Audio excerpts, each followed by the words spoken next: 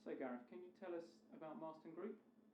Marston Group is a judicial services company that ultimately has three types of client: the UK taxpayer, British business, and also employees working on behalf of those businesses.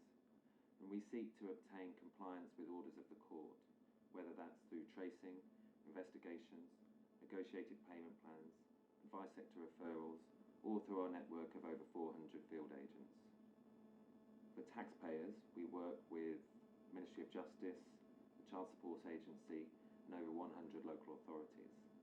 For businesses, we undertake amicable recovery on behalf of their county court judgments. We reconnect clients with their customers through field agent or telephone contact, and we also implement, of course, orders of the High Court. We also enforce employment tribunal awards on behalf of employees that are owed monies either from their current or their former employers. So what would you say are Marston Group's key strengths? Well, we offer an end-to-end service with the ability to administer and to progress a case from its inception to its final conclusion. And we broadly have two key objectives. The first is to increase the proportion of successful recoveries achieved for our clients, and the second is to improve the overall customer experience.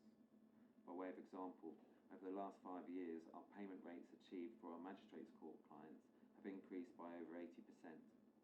And yet in that time, we've also implemented and embedded several new important client initiatives. And these include things like free referrals to the Consumer Credit Counselling Service.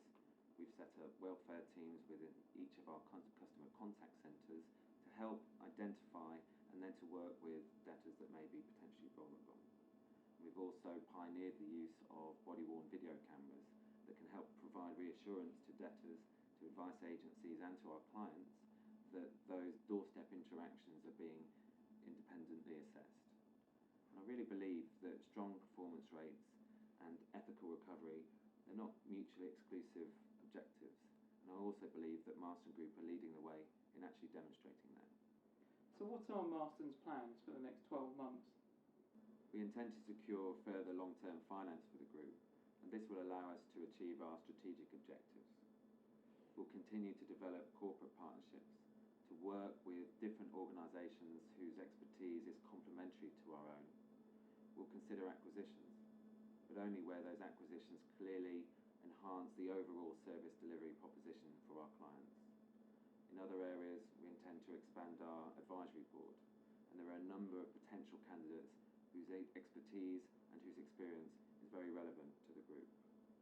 We also commit to an ethical audit, and an ethical audit examines the cultures and behaviours of an organisation and examines the extent to which its corporate values are embedded through its processes and through its people. So what would you say of Marston's corporate values? Our corporate values are accountability, and that means ownership and responsibility for our actions.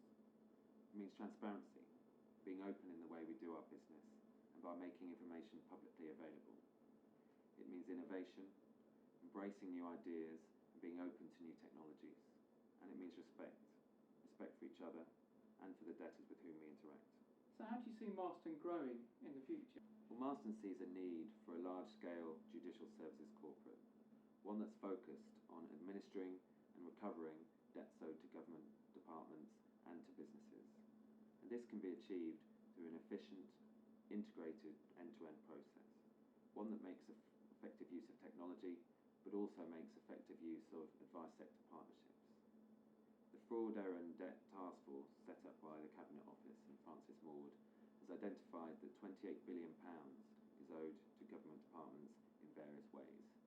Now, if we can help to recover more of that £28 billion, that then means that there's less need for spending cuts in future years.